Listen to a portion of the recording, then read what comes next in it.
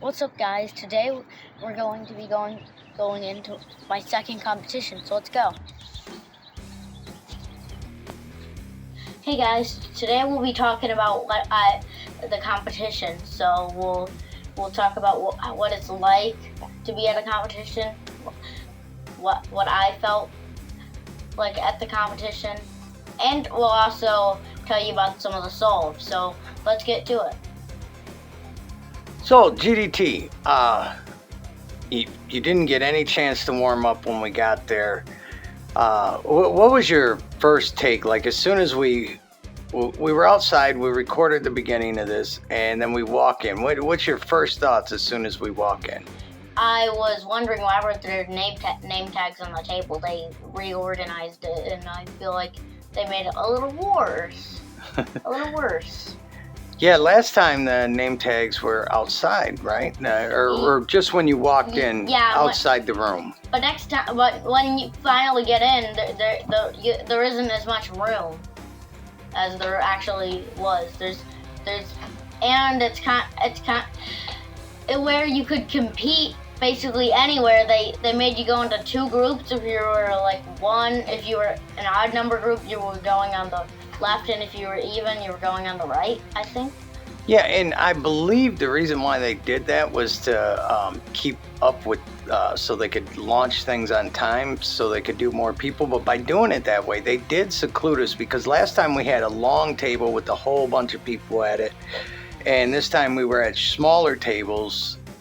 I found it personally harder to get to know people that way. What about you? Well, I only met like probably two people, and well, I met this person. I don't know what his name is, but he's actually pretty nice, and he's been at all my competitions so far. Speaking of meeting people, didn't you get to meet a couple good people this time? The only people that I really remember were probably like two people. I don't remember their names though. I'm not good at remembering. What about the top couple cubers in the world? Oh, T-Man Collins, Luke Garrett, and JR Cuber isn't a top cuber in the world, but he's still pretty good. And he was there. Yeah, and yeah, you got pictures with two of them, 2 out of the 3, so that was pretty amazing. How'd you feel about that? Kind of nervous. Kind of nervous, yeah. I can understand. Meeting people you idolize is scary. I get that. Now, let's get back to the competition. So we walk in where you realize your competition's up within what, minutes, right? No, they're already doing the tutorial as soon as I walk in. So that's when I know. Oh, I gotta as soon as I. And then 2x2 was probably called like I don't even know, probably like only 3 minutes later. Yeah, it was really close. So you had almost no warm-up time. So I couldn't warm up in the car because I get car sick. So how was that first solve? It wasn't the best. Well, it was one of the best of the average though. Because it was technically the best solve, because they removed your best solve and your worst solve. So technically it was the best solve in the average. But if you're talking the full average, then I got another best solve, another good solve that was better. Well, and that was a nice thing. You didn't do bad. You actually did pretty good at 2x2. With what was your average for that? It was a 9 something, and I normally would get like an 8 or 7 average. So I wasn't too happy about that. And there's a case that I know every single time I go on 3x3, but it's way faster on 2x2. But I just couldn't seem to remember it, and I did a double sledge, which is not the best move to solve well. But it's a lot faster than 3x3, a lot easier than 3x3. But in my opinion, not easier than pyraminx. But so overall, how did you feel about starting with almost no warm-up? I kind of felt a little annoyed that I didn't have any, but that was okay because at the end of the competition I felt super good. But we'll talk about why I felt super nice. Well, that brings us up to the next thing, the pyraminx. Now, you had time to warm up for that one, correct? Yes, I did. I did better than what I was I think I did. I almost did better than what I was averaging at when I was practicing. Yeah. Did you get any personal best during that? Oh yes, I my first solve was a personal best. Then my second solve beat that solve that was previously my personal best. Then my third solve beat my personal best that was previously my personal best. It's a lot to say. And overall, your average ended up shaving off what? How many seconds? 3. So the worst thing was I didn't qualify for second round and I was only 1 off. Yes, you were 1 slot away from the second round. How disappointing was that? Pretty disappointing. I didn't think even if I made it to the second round I would have been like one of the last. So I knew even if I made it, I probably wouldn't make it to finals. Well, and overall, though, how happy were you with your performance on? Because it sounded like you did really good. Yes, I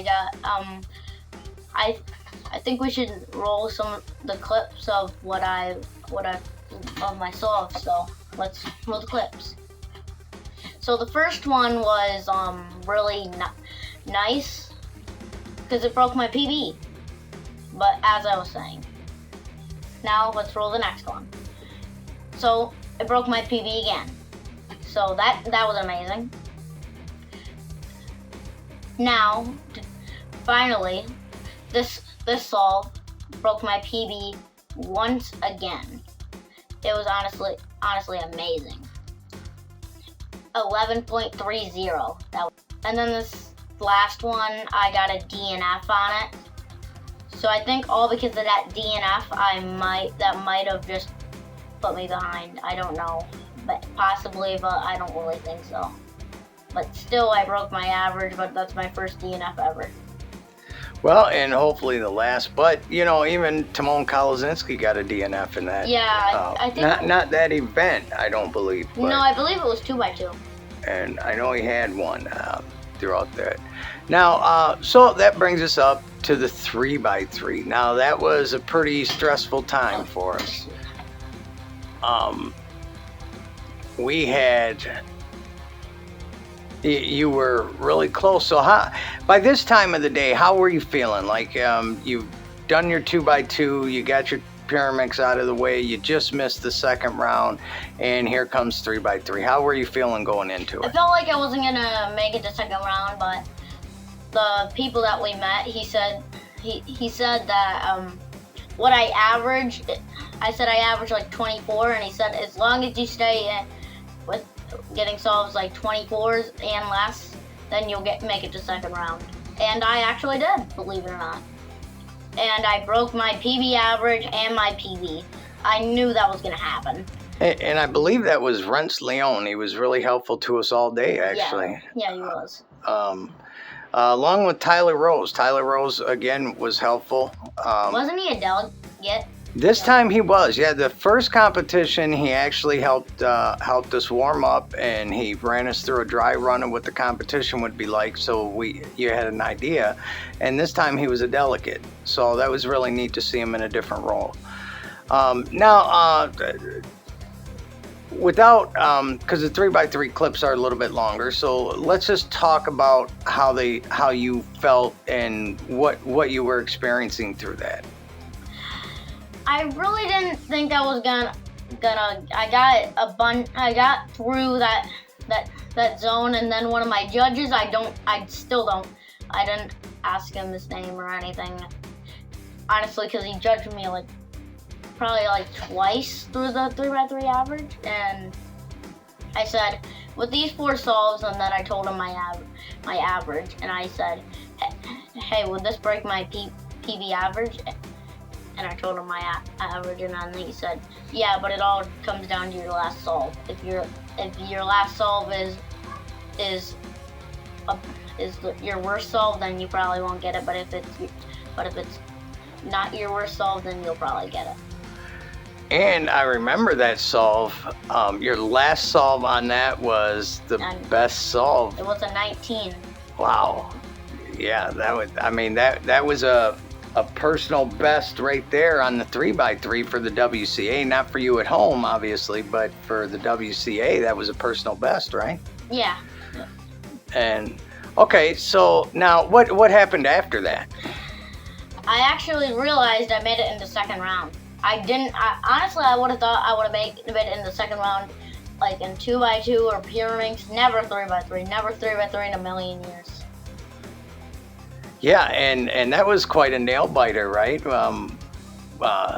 You ended up being the last one in, and then that got changed at the end, and you were farther up than what we thought. Yes, I still got 47. I got 47th out of.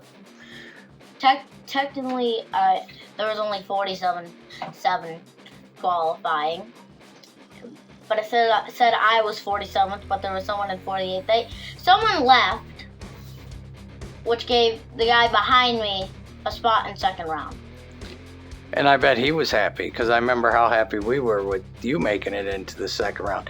And then in the second round, and I'll let you tell it, but I remember you beating out a couple more people in the second round than that you didn't beat in the first round. So let's hear about the second round. So I don't exactly remember all my solves, but I got 2 20s, 2 23s, and the one that I kept out was my best, a 17. A 17. And I got a 21.41 average, and I don't know exactly the milliseconds for it, but I know I got a 17. So together it was a 20, a 20, and a 23, which averaged out to 21.41. So that was, honestly, I expected to beat my average and get it down to like 23, 22, but I never expected that it would go down to as low as 21. And that was awesome. Now, okay, we've talked about your day. Now, I'm a new person. I've never been to cubing competition before. My first competition. I don't mean, but I'm saying the viewer.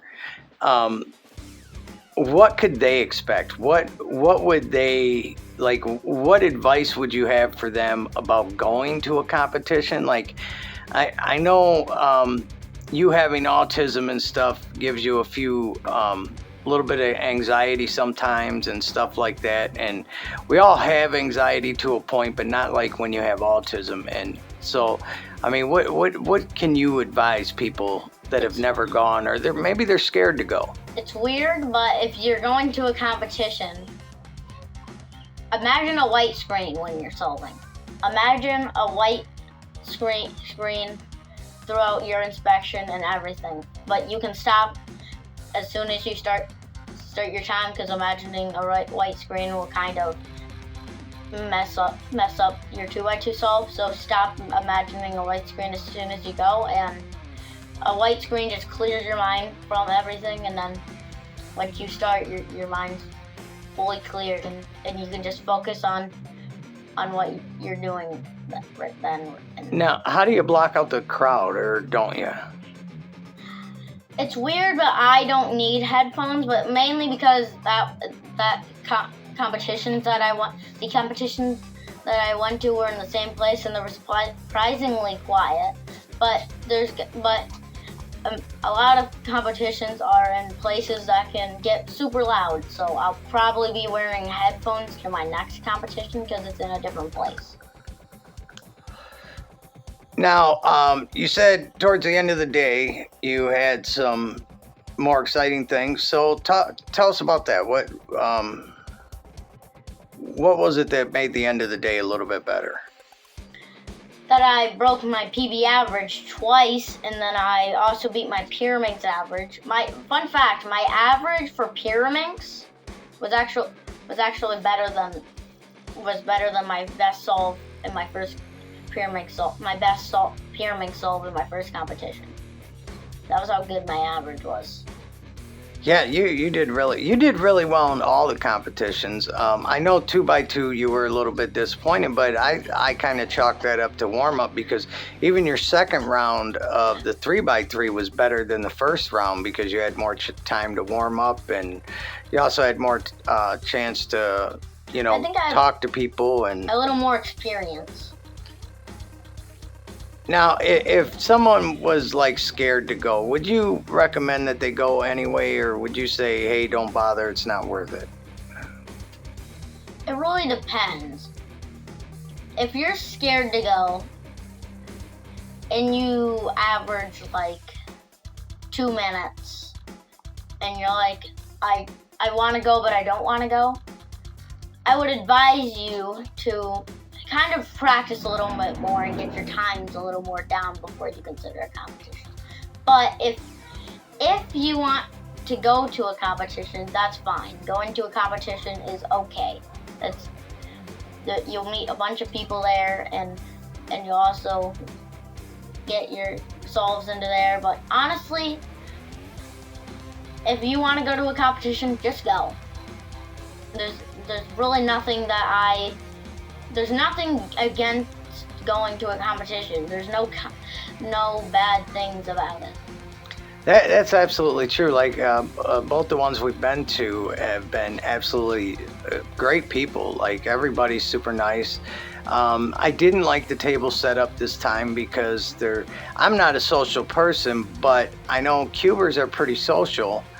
And everybody likes to take a look at everybody else's cubes and stuff like that. So it was harder to do that with the way the table setup was this time in Ann Arbor. But other than that, it was a really good time, I thought.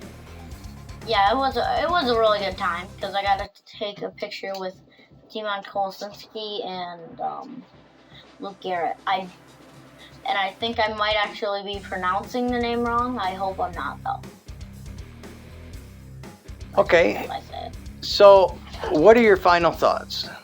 My final thoughts are, if you want to go to a competition, go to a competition. But if you don't want to go to a competition, don't go to a competition. If you feel like you actually have a big potential, but you still don't want to go to a competition, go to a competition. Because if you have good potential, you'll learn that you actually do if you go to the competition. You can't think something you can think something, but it's better to know something. And honestly, with as friendly as everybody is, it's better to go there and have a bad turnout as far as your times go, and get rid of that nervousness, so the next time you do better. I mean, you want to improve every time anyway, right? I mean, isn't that the goal? Yeah. My first competition was actually, compared to my second, it was pretty bad. But I did scube there, and I didn't do scube in this one. But my next competition, I'm doing almost every event that I know, except for clock and OH. I should have signed up for OH, but I'm not that good at OH. I average like a minute 30, or like a minute 15, but that's off topic. So with all that in mind, this is GDT Cuber signing off.